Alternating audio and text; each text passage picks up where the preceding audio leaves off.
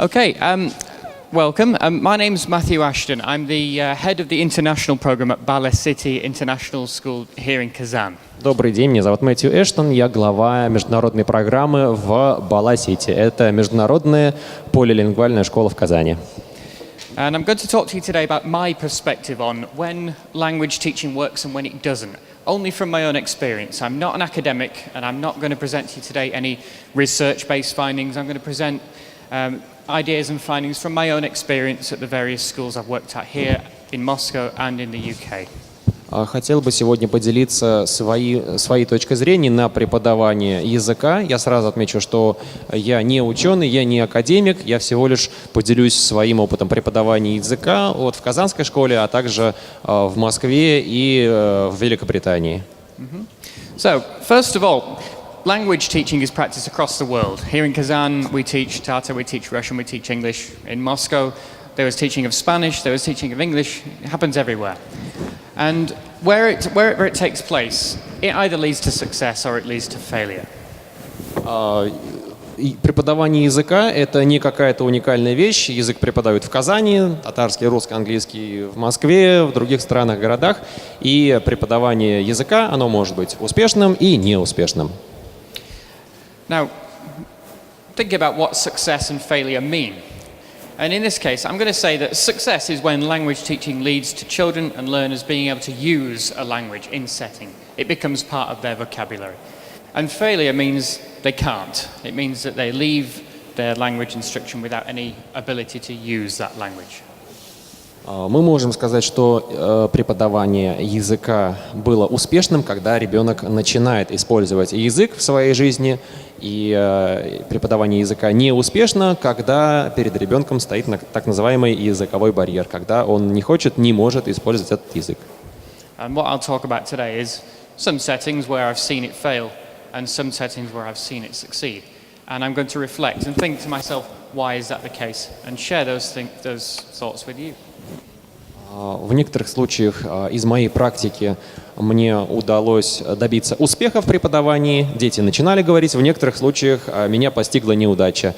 И я сейчас проведу своего рода рефлексию, постараюсь объяснить, почему, как сделать так, чтобы добиваться успеха. Okay. So first, I'll share an example of where we've seen an example of language teaching failing. This is a story that's been related to me by a professional colleague. The children at my school, they learn English for 9 years. They spend 2 hours every week studying English, and at the end they pass all their examinations. However, they cannot use the language in the real world. They can't communicate with English-speaking people. Why? Why is that the case? Прочитаем с экрана. Дети в моей школе изучают английский язык в течение 9 лет. Они проводят 2 часа в неделю, изучая английский, и в конце проходят экзамены. Но они не могут использовать язык в реальном мире. Они не могут нормально общаться с англоязычными людьми. Тогда зачем все это? Now, I've put that in Russian because this actually came from the director of a school in Perm, here in Russia, school 136, when I met him here in Kazan when he came to visit. Это опыт директора 136-й школы города Перми в России. Этим опытом он со мной поделился, когда приехал в Казань. Very similar message. This is from somebody else, another professional colleague. 3 hours a week learning English, and after 11 years, we can't even expect our pupils to be able to ask for directions, seek assistance, or engage in friendly small talk in an English-speaking country. So why are we bothering? Еще один похожий опыт. 3 часа в день преподается английский, и через 11 недель вот таких уроков ученики все еще не способны спросить, как пройти туда-то, туда-то, спросить помощи у незнакомого человека или какой-то маленький, короткий, дружеский диалог завязать. Так зачем мы этим занимаемся вообще? Бесполезная трата времени. Now this was relayed to me by the head teacher of a school in Guangxi province in China, school number 50 in Guilin. Этим опытом со мной поделился старший преподаватель школы в провинции Гуангти. Now this is virtually the same message. And again, I spent 9 years learning French for 2 to 3 hours per week. I can say the names of hundreds of objects, but I can't say anything useful. I can't put a sentence together. I cannot even remember ever using the French that I learnt. whereas I spend 1 year in Russia and I know more Russian than I do French.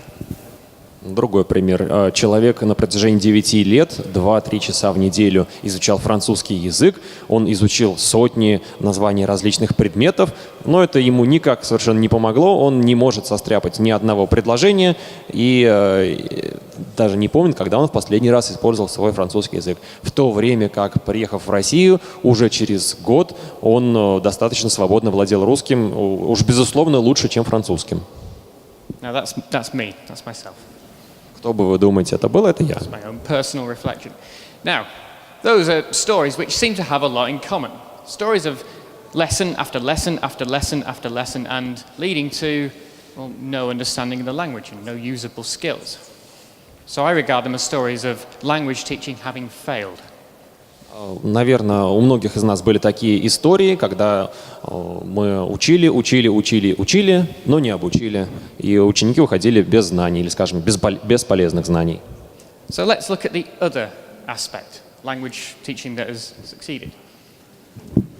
Now this is a story from the UK. Back in 2011 and 2012, there was a huge influx of Polish immigrant families in Nottinghamshire in the UK, where I lived.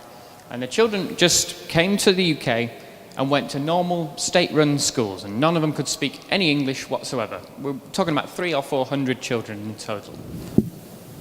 I'll let you translate. А теперь поговорим об успешных примерах обучения языку. В 2011-2012 годах 400 польских семей прибыли в город Ноттингемшир в Великобритании. Их дети пошли в обычную общеобразовательную школу. Они по-английски не говорили, приехав в страну. These children just came into the regular lessons. They didn't get any extra English lessons. They didn't get any special teaching. They just joined the rest of the English children. And after 2 years, in 2014 and 2015, these children were tested alongside all the other children in the UK. And they scored exactly the same on average as the native speakers. After only 2 years in the UK, there was no difference between these Polish children who spoke no English and the rest of the English-speaking population after just 2 years. Они не получали никакие дополнительные курсы, чтобы нарастить свой уровень английского языка. Они просто ходили в обычную общеобразовательную школу с местными английскими детьми. Через 3-4 года проводились тесты. Им было в тот момент 11 лет, и тесты показали, что эти дети иммигрантов польских, знают английский язык на абсолютно том же уровне, что местные английские дети. И это было всего лишь через 2 года после их прибытия в страну. Конечно же, у них был какой-то там акцент, но это была единственная особенность. And it was commented upon that these children who've been in the UK for only 2 years were now no different from their English-speaking friends, except for their accent. That was the only difference between them. Ну, так как уже упоминалось, вот они спокойно могут жить в этой стране, они полноценно знают язык и ничем не отличаются от своих сверстников уроженцев страны, кроме, может быть, чуть-чуть акцента. So, why is that the case? I'll give another example. And this is a little boy called Azim, who goes to our school in Kazan. Azim is 3 years old, and he started to attend an English-speaking nursery school, Bala-siti, here in Kazan in October. Еще один пример.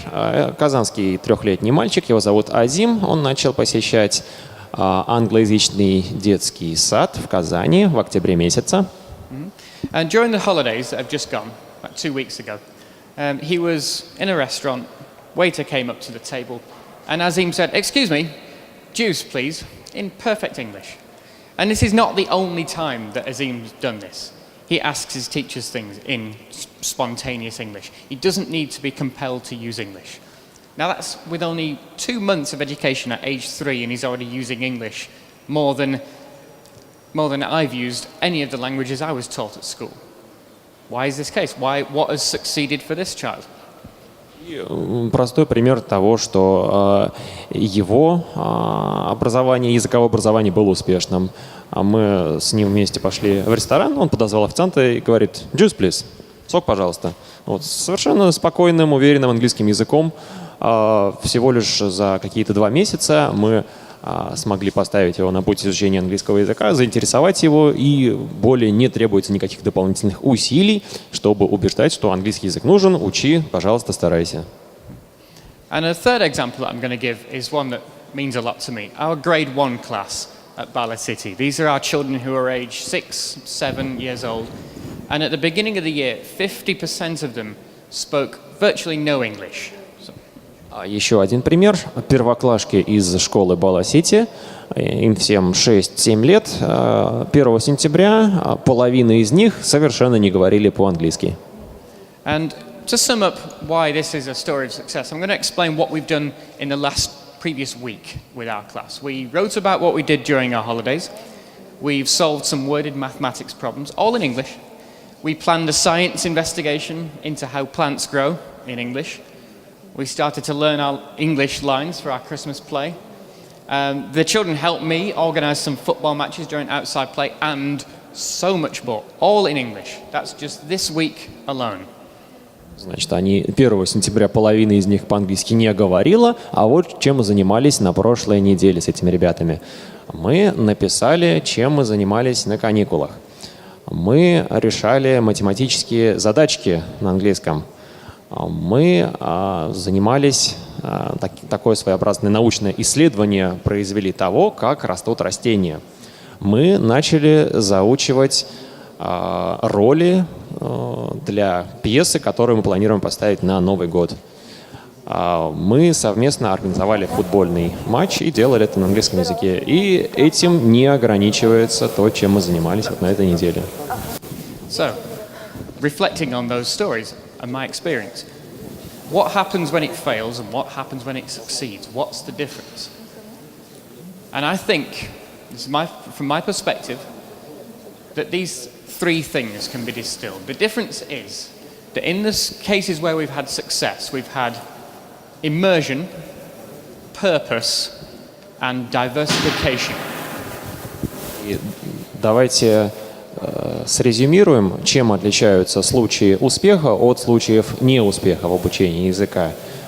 Те случаи, где обучение языка было эффективным, отличались тем, что было погружение в язык, дети были целеустремленные, у них была цель, и имела место диверсификация, то есть язык изучался различным образом. And I'll give examples of how I interpret those words and how I use them. Immersion. In the English lessons that we have, there is only English. English is not just the language being taught, it is the language through which the language itself is taught. It's the language of instruction. And if there's any misunderstanding or vocabulary missing, that is not given in any other language. It's given through visual clues and it's given in context. And it's... Sorry, go on. Что мы называем погружением? На уроках английского абсолютно весь материал дается на английском. Не только слова, не только предложения, но и инструкции, то, что мы называем подлежащее сказуемое, все это дается на английском. Если дети что-то не понимают, мы не переключаемся на какой-то другой язык, кроме английского, мы стараемся это объяснить как-то графически, на пальцах, но мы не перестаем общаться исключительно на английском языке. And in addition to that as well, there's also an expectation that certain staff only speak a particular language. The children understand that I only speak English when I'm talking to the children. There are some teachers that the children know only speak Russian. There are some teachers that the children know only speak Tatar.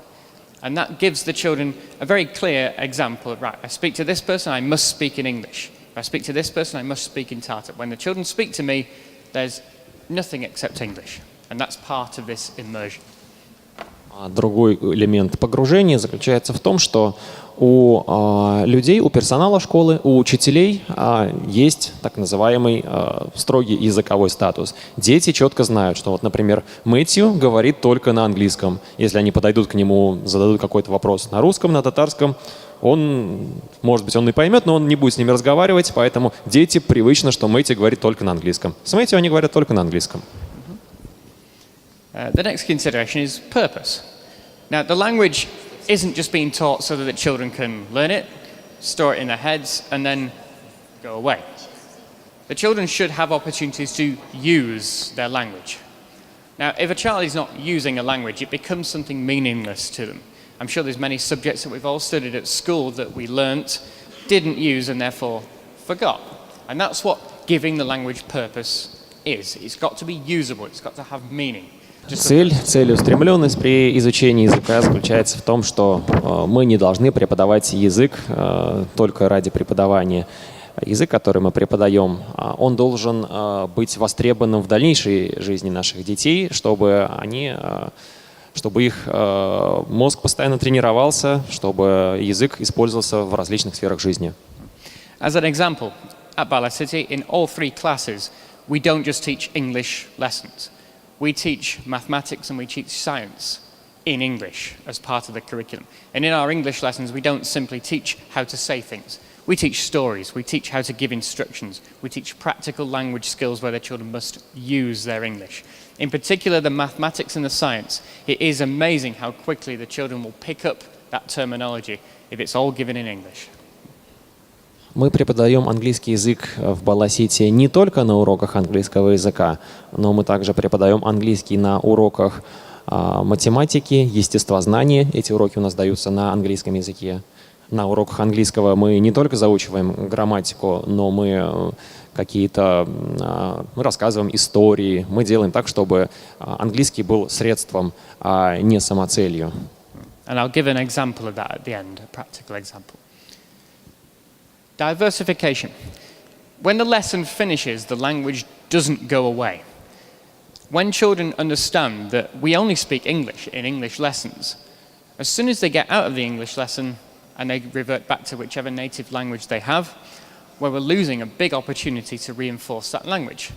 Children should have a chance to use their new language in multiple different contexts outside the lesson, such as in outside play, in homework, when they're talking to other native speakers, perhaps even writing to native-speaking children in other countries, and in their extracurricular activities as well. These should be part of the language delivery.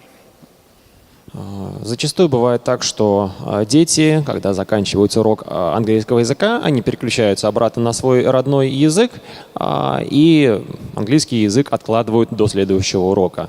Так быть не должно. У детей должны быть варианты того, как использовать английский язык вне уроков. То есть либо они общаются с кем-то, с другими детьми, с носителями языка, общаются с кем-то в интернете, чем-то занимаются, используя свой английский язык. У них должен быть широкий спектр, чем им заняться, используя английский язык вне уроков. An example would be Grisha, who's 6 years old, in grade 1, loves to play football. In week 1, Mr. Matthew, football. In week 2, Mr. Matthew, will you play football today? In week 3, Mr. Matthew, you must play football today. Come with me. By that time we've reached this point in the year, he's bringing me outside, he's telling me who's in which team, he's telling me what position I'm playing in, he's telling all the other children that they've got to speak to me in English, just from giving him that chance to speak to me about something that he loves. And it's not even using any lesson time for that. We're just giving him that opportunity, and he's taken it and he's using it. Очень маленький пример. Ребенок из моей школы на первой неделе уроков подходит ко мне, говорит: «Мистер Мэтью, футбол». Пошли поиграли в футбол. На второй неделе он подходит ко мне, говорит: «Мистер Мэтью, играй со мной в футбол». Пошли поиграли в футбол. На третьей неделе подходит и говорит: «Мистер Мэтью, я хочу, чтобы ты поиграл со мной в футбол». Вот постепенно, вне уроков, таким образом мы даем им английский, и они его впитывают как губка. But when he speaks to Mr. Marat, he does exactly the same in Russian and Tatar. So he's diversifying his language skills by using them and using them outside of his lesson time, which is brilliant. То же самое, когда он подходит не ко мне, а к Марату, моему коллеге, он говорит то же самое на русском или татарском языке. Я хочу поиграть в футбол и так далее. Вот таким образом множество языков можно изучать в форме игры вне, собственно, уроков. Now, I'm going to give an example of what I mean by using a different subject by which to teach the language. I'm going to give an example of a mathematics lesson, just maybe 1 or 2 minutes, and I'm going to ask our translator not to translate it first. So, could you explain what I'm about to do? Пример того, как мы даем английский на уроках математики, и по просьбе Мэтью я воздержусь от перевода на некоторое время. Оставлю вас без перевода. Okay, so you'll only hear English. Hello, children. We're going to talk about square numbers today, which are a sequence of numbers 1, 4, 9, 7, 13, 14, and so on. What I'd like to do is just come up and write the next number in that sequence. A sequence of square numbers. Can we have a volunteer, please? Anyone? Anyone? No? Okay. No idea what I've just said. Okay. The reason that the audience has no idea what I've just said is because I'm teaching a group of people that don't understand my native language. I'm now going to do the same lesson in a slightly different way. Would you like to explain? Так, наверное, немногие из вас поняли, что я сказал, а сейчас я попробую провести урок так, чтобы вы поняли. Okay. All right. Hello, children. We're going to talk about a sequence of numbers. These are numbers here. Number 1, number 4, number 9, and number 16. We call them square numbers because they're numbers which make a square. And we make them by doing 1 times 1, square, 2 times 2, 4, square, and we get a sequence. What is the next number? Can anybody say? 25. Could you write this up here for me, please? Picture or You decide. just number? I want you to decide. Okay. Okay, thank you. You're welcome. Now, in this lesson, although they've just been learning for 2 minutes, they've learnt square, number, multiply, sequence, and we've also started to learn the sentence structures. What comes next? The next number is. What comes before? What is the rule? All these sentence structures, which we could just teach them by just teaching them the words. By using an example like this, the language becomes real, and the children learn it in context, and it has meaning, which means they'll learn it much, much, much faster. И вот таким образом, как вы успели заметить, за 2 минуты дети освоили такие слова, как число, квадрат, умножение, последовательность. Они освоили определенный вид структуры предложений.